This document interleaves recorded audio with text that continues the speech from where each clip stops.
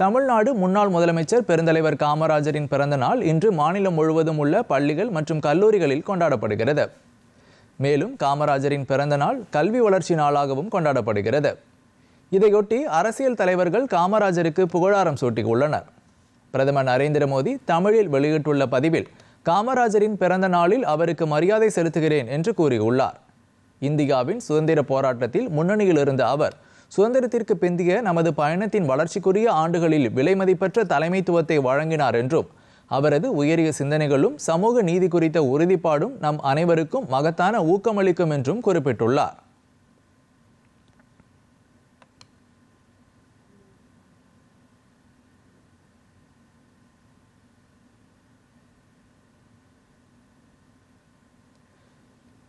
மத்திய அமைச்சர் எல் முருகன் வெளியிட்டுள்ள பதிவில் தேசத்தை முன்னேற்றக்கூடிய ஒரே சக்தி கல்வி என்பதை பெரிதும் நம்பிய ஐயா காமராஜர் அவர்கள் எளிய மக்களின் பிள்ளைகளும் கல்வி கற்க வேண்டும் என்பதற்காக மதிய உணவு திட்டத்தை அறிமுகம் செய்து பெரும் புரட்சி செய்தார் என்று கூறியுள்ளார்.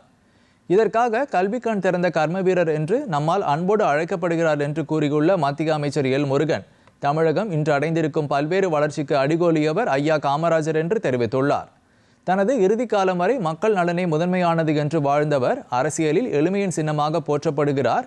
ஐயா காமராஜர் அவர்களின் இன்றைய பிறந்த தினத்தில் அவரது தியாகங்களையும் அர்ப்பணிப்பு உணர்வுகளையும் என்றென்றும் போற்றுவோம் என்றும் அமைச்சர் எல் முருகன் தனது பதிவில் குறிப்பிட்டுள்ளார்.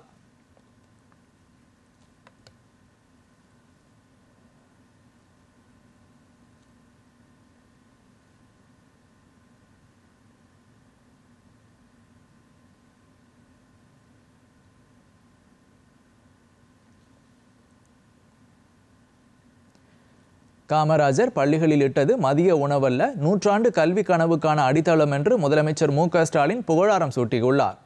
இது தொடர்பாக எக்ஸ் தள பக்கத்தில் பதிவிட்டுள்ள முதலமைச்சர் ஸ்டாலின் கல்வி கண் திறந்த பெருந்தலைவர் காமராஜருக்கு புகழ் வணக்கம் என்றும் பதிவிட்டுள்ளார்.